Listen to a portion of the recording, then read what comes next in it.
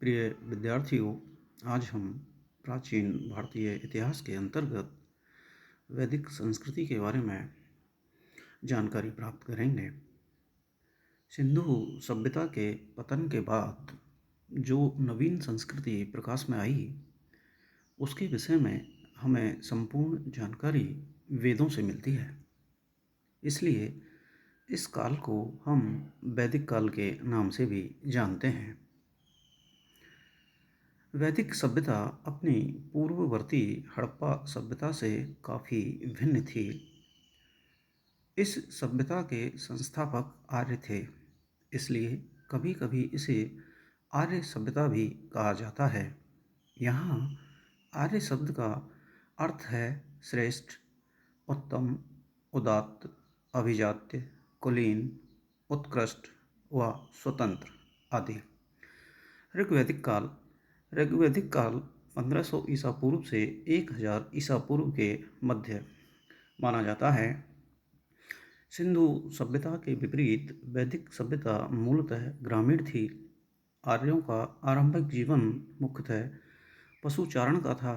कृषि उनका गौण धंधा था। आर्य लोग स्थायी या स्थिर निवासी नहीं थे, इसलिए अपने पीछे कोई ठोस भौतिक अवशेष नहीं छोड़ गए थे। ऋग्वेद के 10वें मंडल के 95 सूक्त में पुरूरवा, एल और उर्वशी का संवाद मिलता है। ऋग्वेद की रचना सप्त सिंधव प्रदेश में हुई थी। ऋग्वेद होताया या होत्र वर्ग के पुरोहित यज्ञ कुंड में अग्नि का आधान कर वेद मंत्रों द्वारा देवताओं का आह्वान करते थे। सामवेद उद्गाताया या उदागात्र वर्ग के पुरोहित यज्ञ में साम का गायन करते थे। यजुर्वेद अद्धर्प्यु याज्ञिक कर्मकांड की विधियों का समुचित रूप से अनुष्ठान करते थे। अथर्ववेद ब्रह्म यज्ञ का निरीक्षण करते थे। आर्यों का इतिहास हमें मुख्यतः वेदों से ज्ञात होता है। ऋग्वेद भारत यूरोपीय भाषाओं का सबसे पुराना निदर्शन है। इसमें अग्नि, इंद्र, मित्र, वरुण आदि देवताओं की स्तुतियाँ संग्रहित हैं। ऋग्वेद की अनेक बातें जैन अवेस्ता से मिलती हैं। अवेस्ता ईरानी भाषा का प्राचीनतम धर्म ग्रंथ है। आर्यों का आगमन 1500 ईसा पूर्व के कुछ पहले हुआ। उनके आगमन का कोई स्पष्ट और ठोस पुरातात्विक प्रमाण नहीं मिलता है।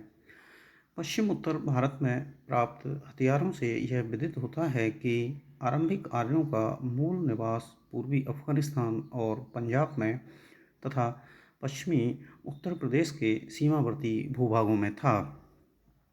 प्रिय विद्यार्थियों, ऋग्वेद में अनेक शब्दों का कई बार उल्लेख हुआ है, जिनसे मैं आपको परिचित कराने जा रहा हूँ। ध्यानपूर्वक सुने आप लोग। इंद्र का ऋग्वेद में 250 बार उल्लेख मिलता है। अग्नि का 200 बार उल्लेख हुआ है। वरुण देवता का 30 बार उल्लेख हुआ है। जन का ऋग्वेद में 275 बार उल्लेख हुआ है। विष का 171 बार हुआ है। पिता का 335 बार ऋग्वेद में उल्लेख मिलता है। माता का 234 बार ऋग्वेद में उल्लेख मिलता है। ग्राम का 13 बार उल्लेख मिलता है। वर्ण का 23 बार उल्लेख मिलता है।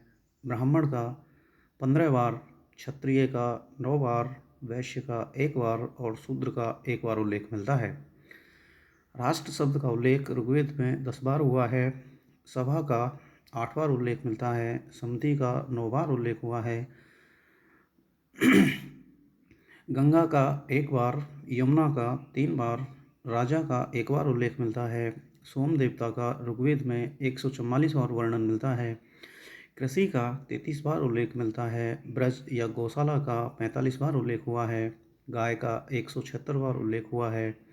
गण का 46 बार उल्लेख हुआ है। सेना का 20 से अधिक बार उल्लेख मिलता है। विष्णु देवता का 100 बार उल्लेख हुआ है। रुद्र का 3 बार उल्लेख हुआ है।